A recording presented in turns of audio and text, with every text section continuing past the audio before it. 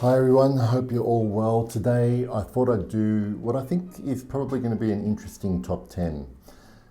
About 4 years ago, when I was getting into fragrances on a much deeper level, I opened an account on Basenotes, and religiously every day since I have been recording my scent of the day.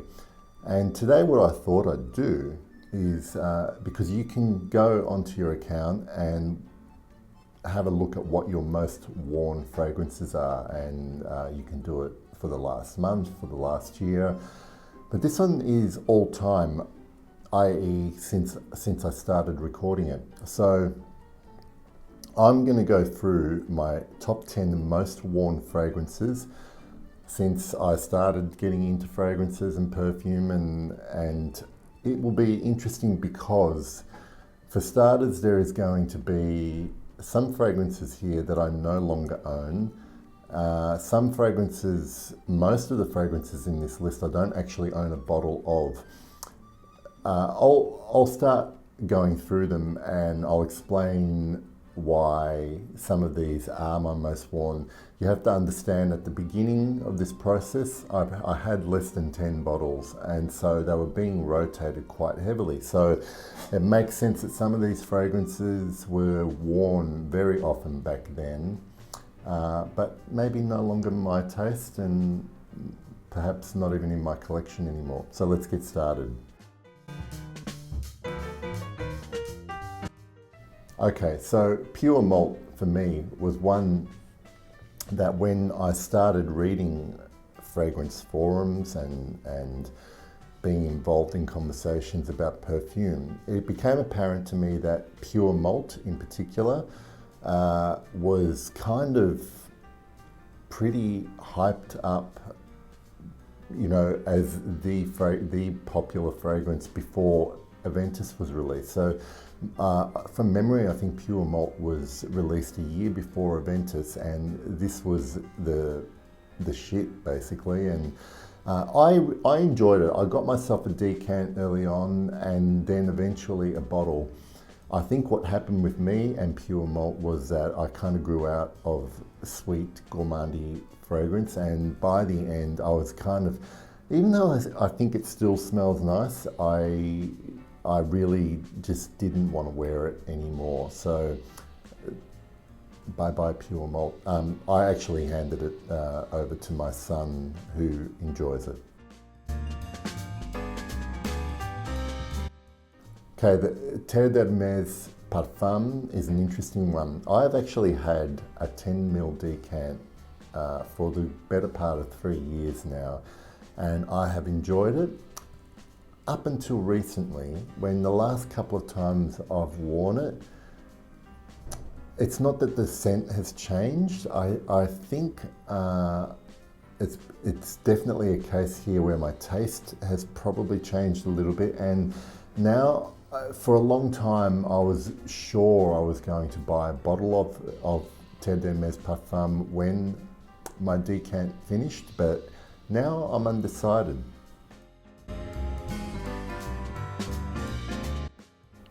All right, so this one here, for me, is an all-time favorite. It's probably one of the newer entries into this all-time most worn list, Sauvage Parfum, and this is just my 2012 bottle. So if you add on the few wears I've had of my 2017 version, Sauvage Parfum is probably my most worn fragrance ever.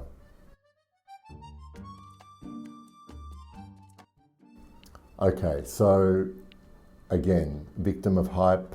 I got some Sauvage early on and I wore it quite often, and I'm not going to say that I disliked it or anything. I did actually enjoy wearing it, and this one out of any of the list here has gotten the most favorable reaction. So if that's, for you out there, if that's what you're after, Dior Sauvage will get you a reaction, and mostly positive.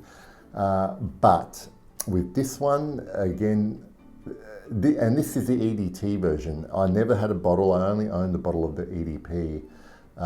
But with this one, a little bit, well, like Terre d'Hermes, but to a much greater degree. I quickly found this quite screechy and annoying to wear. It has monster projection and longevity, at least the version I was wearing, but it became too much, and it's kind of like just assaulted all my sensibilities after a while, and I had to stop wearing it. The EDP was better, but again, in the case of Dior Sauvage, it just became a matter of me not preferring to wear a lot more other fragrances than that one. All right, so Serge Lutens Chagui is an interesting one. This is a 10ml decant that I've had for the better part of 3 years, and every time I wear it, I really enjoy it. And I think with this one, I'm near the bottom of the decant. I will probably end up getting a bottle of it purely because, yes, I still enjoy it. And I don't really have anything quite like this one in my collection. It is, to me, exclusively a cold weather scent. I only really like wearing it when it's cold. It's a very, very cozy scent and always smells great. So this one here, L'Herbe du Desert Marocain, started off as a decant. This is one of the ones that ended up in a bottle, like Sauvage Parfum.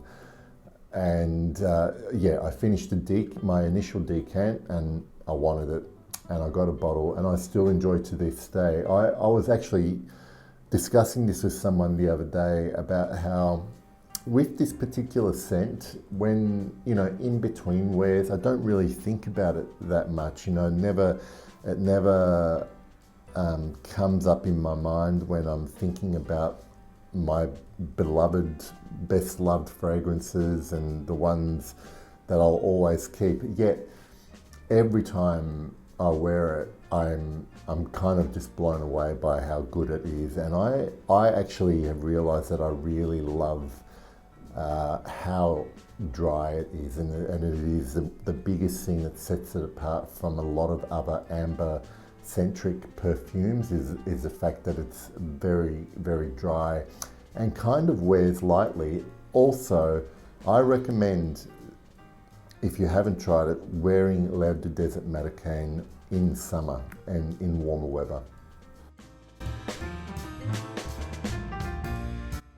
All right, Cédrat Bois, again, victim of hype, but I still do enjoy wearing it on the odd occasion that I do.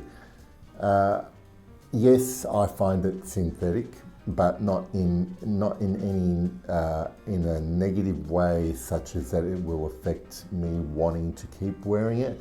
I only have a decant of this, but I can safely say that once my decant runs out, I'm pretty sure I will not be purchasing a bottle of Cédrat Bois.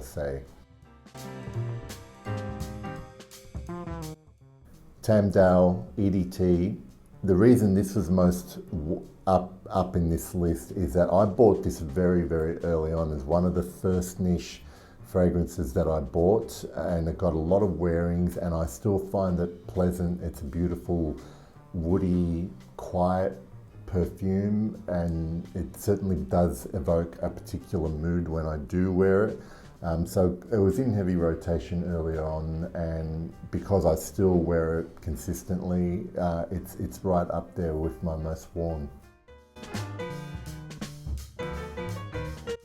Okay, Bois du Portugal is probably the one creed that I've tried where I will seriously consider purchasing a bottle if I can find it discounted.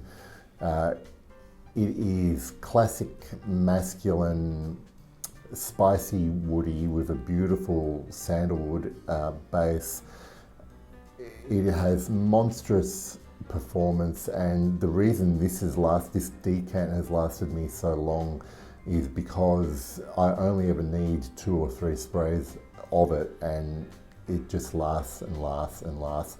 And I do love it still. I am interested in trying the Lalique pour Homme EDP because apparently that is quite similar. But Bois de Portugal, yeah, it's one creed that I would consider buying a bottle of. Okay, Green Irish Tweed. Got it very early on, got a decant very early on, in high rotation like a few of these other ones here. But here is one example where all of a sudden we have a fragrance that for me came from being one that I quite loved. Early on it was a love.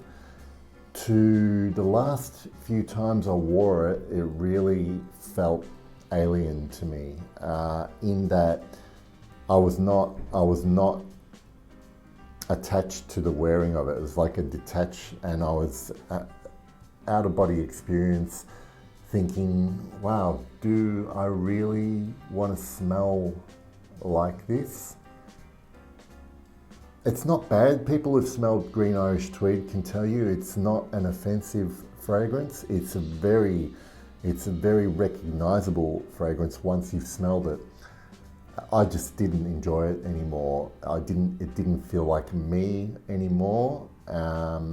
So this one was palmed off to my son as well, and he actually quite enjoys Green Irish Tweed, mainly because he used to associate it with me, but now I'm probably going to end up associating it with him. To recap, the list was interesting for me to go through because it really shows me a couple of things. A, being how my tastes have evolved over the last 4 years, and also B, how many more bottles and decants and samples I've acquired, because there's no way that that these would be in high rotation if I still had most of them anyway. I'm not sure how many of you guys and girls do record your scents of the day, or whether you have a good idea of what your all-time most worn fragrances are, but I'd be interested to hear if your tastes have pretty much stayed the same or they've changed.